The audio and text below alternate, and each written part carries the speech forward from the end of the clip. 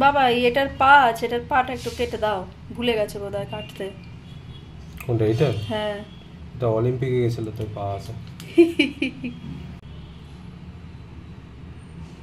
এই যে কালো রঙের একটা সুতোর মতো অংশ থাকে, এটা আপনারা অবশ্যই কিন্তু বের করে নেবেন। মৌরি, কালো সর্ষে আর কাজু বাদাম টক দইয়ের এই পেস্টটা আমাদের রেডি হয়ে গেছে। সমস্ত চিংড়ি মাছ আমার এখানে ভাজা হয়ে গেছে। আপনারা দেখতেই পাচ্ছেন যে কোনো চিংড়ি মাছ কিন্তু ভাঙেনি। কিরকম সুন্দর থকথকে গ্রেভিটা হয়েছে সেটা আপনারা দেখতে পাচ্ছেন।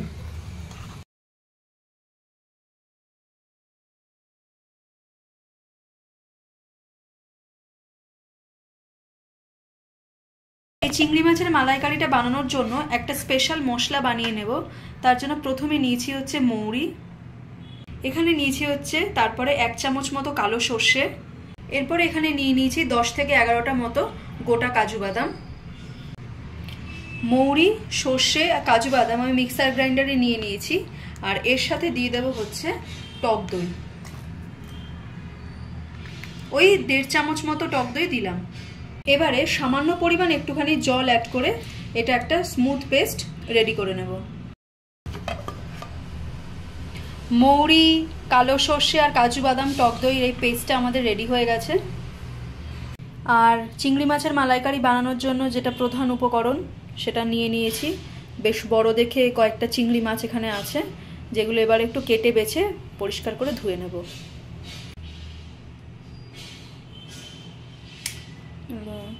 কাঁচি দিয়ে একটু চোখ ঠোকগুলো একটু কেটে নিতে হবে, তারপরে সুরগুলো।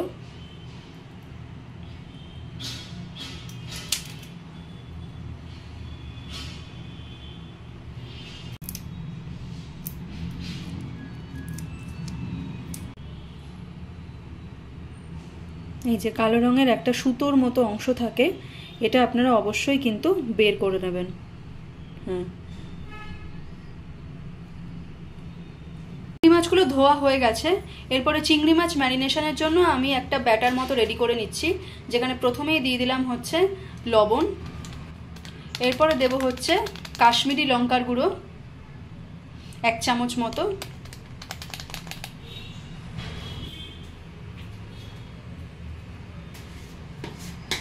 এরপরে দেব হচ্ছে 1 চামচ হলুদ গুঁড়ো। একটু চামচ দিয়ে প্রত্যেক কটা উপকরণ একটু মিলিয়ে মিশিয়ে নিচ্ছি। বাবা এটার পা আছে, এটার পাটা একটু কেটে দাও, ভুলে গেছে বোধহয় কাটতে। কোনটা এটা? হ্যাঁ, এটা অলিম্পিকে গেছিল তো পা আছে।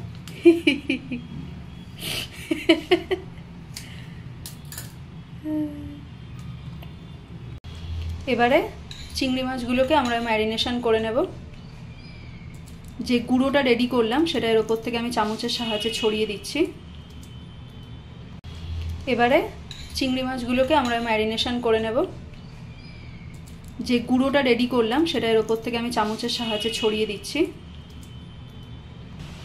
উল্টে উল্টে দিচ্ছি আর একবার যাতে ভালো করে ম্যারিনেটটা হয়ে যায়। প্রত্যেকটা মাছের গায়ে যাতে এই গুঁড়োটা লেগে যায় সেটা একটুখানি আপনাদের খেয়াল রাখতে হবে।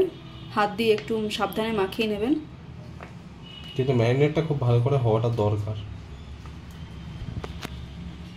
এই ম্যারিনেট করে কতক্ষণ রাখতে হবে বলে দাও? 2 থেকে 3 মিনিট। আচ্ছা, আবারও অন্য পিঠে আমি গুঁড়োগুলো ছড়িয়ে দিচ্ছি চামচ দিয়ে।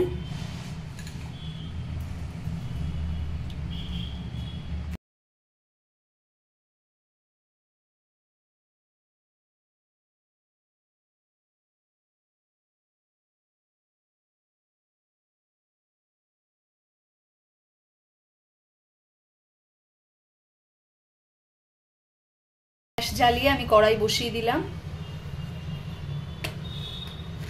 এরপর কড়াই গরম হলে ঢেলে নিচ্ছি সরষের তেল ওই চিংড়ি মাছগুলো ভাজার জন্য। তেল গরম হয়ে গেছে মাছ ভাজার জন্য। তেল গরম হয়ে যাওয়ার পর ফ্লেমটাকে একদম লোতে রেখে তারপর কিন্তু আমরা গরম তেলে মাছগুলোকে সাবধানে ছাড়বো। প্রথমে আমি ভাগে ভাগে চিংড়ি মাছগুলো ভেজে নিচ্ছি। আর চিংড়ি মাছের প্রত্যেকটা মানে দিক আর কি এপিট ওপিট আমি মোটামুটি ওই 20 সেকেন্ড করে ভাজবো। সমস্ত চিংড়ি মাছ আমার এখানে ভাজা হয়ে গেছে। আপনারা দেখতেই পাচ্ছেন যে কোনো চিংড়ি মাছ কিন্তু ভাঙেনি, গুটিয়ে যায়নি, এ সমস্তটা মানে আস্ত আছে আর ভালো কালারও কিন্তু এসছে। আপনারা এরকমভাবে ভাজবেন। এবার রান্নার পরবর্তী পর্যায়ে চলে যাচ্ছি। যে সর্ষের তেলে আমি চিংড়ি মাছগুলো ভেজেছিলাম সেই সর্ষের তেলটা এখনো খানিকটা রয়ে গেছে, তো এই তেলটাতেই আমরা বাকি রান্না করব। দরকার হলে একটুখানি আপনারা তেল অ্যাড করে দিতে পারেন, সর্ষের তেল। গরম হয়ে গেছে, এবারে আমি পেঁয়াজ কুচি দিয়ে দিচ্ছি। যদি কেউ চান তো পেঁয়াজ পেস্টও ইউজ করতে পারেন।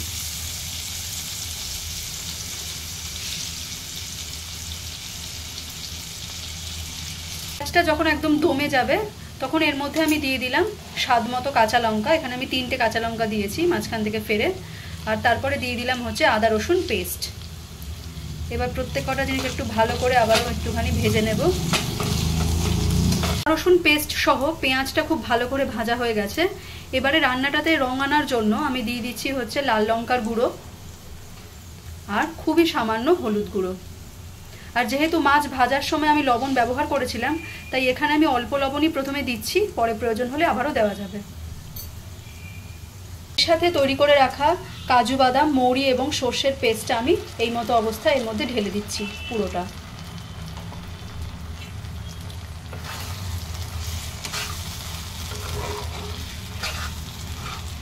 এটা ফুটতে আরম্ভ করলে আমি দিয়ে দিচ্ছি হচ্ছে প্রথমে নারকেলের দুধ।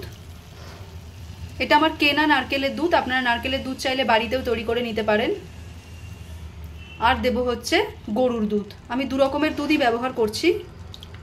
আপনারা যদি মনে করেন যে শুধুমাত্র নারকেলের দুধ দিয়ে করবেন সেটাও করতে পারেন।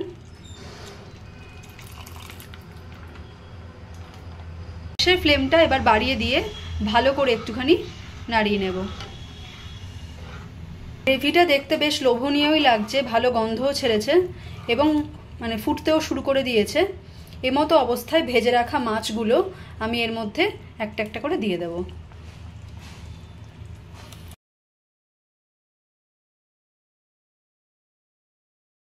এখন কষাতে হবে, তবে খুবই হালকা হাতে, যাতে মাছগুলো ভেঙে না যায় আর মাছগুলো যেন গ্রেভির মানে তলায় থাকে আর কি, মাছগুলোর মধ্যে গ্রেভিটা ভালো করে ঢোকে, সেটা একটু আপনারা দেখে নেবেন।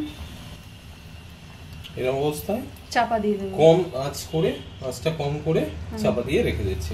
চাপা দিয়ে আমরা দেখব যে কালারটা কিভাবে চেঞ্জ হচ্ছে। কালারটা চেঞ্জ হবে। আচ্ছা, কতক্ষণের জন্য চাপা দিতে হবে? আস্তে আস্তে করব যতক্ষণ মাছটা সেদ্ধ হয় সুন্দর করে আর কালারটা বেরিয়ে আসে। আচ্ছা, আলুটা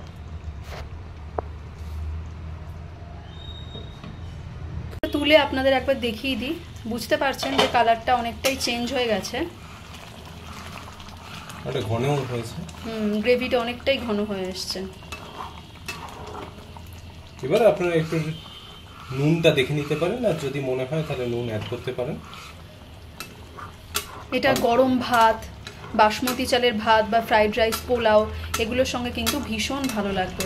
এটা বলাই বাহুল্য যে এটা বাঙালিদের অন্যতম প্রিয় খাবার। ঘটিদের। আচ্ছা, ঘটিদের। এখন ঘটি বাঙাল সবাই খায় চিংড়ি মাছ। আমি তো বাঙাল হয়েও চিংড়ি মাছ খাই, ইলিশ মাছ আমার একদমই পছন্দ না। রান্নাটা পুরোটা শেষ। এবার আমি বন্ধ করে দিচ্ছি গ্যাসটা। বন্ধ করে দিয়ে অল্প একটুখানি ঘি আমি এরকম একটা হাতায় নিয়ে নিয়েছি, এটা পুরোটা ছড়িয়ে দেব।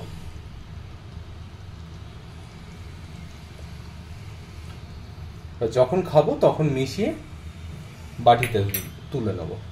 ব্যাস, তাহলে হয়ে গেল আমাদের চিংড়ির মালাইকারি।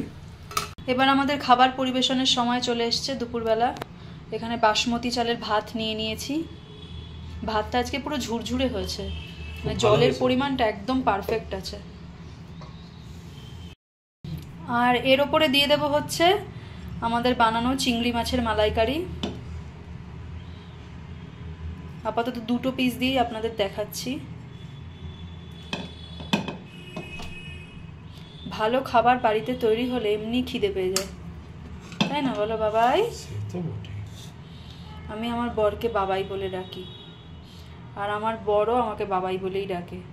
তো কোন বাবাইকে ডাকা হচ্ছে বোঝা যায় না।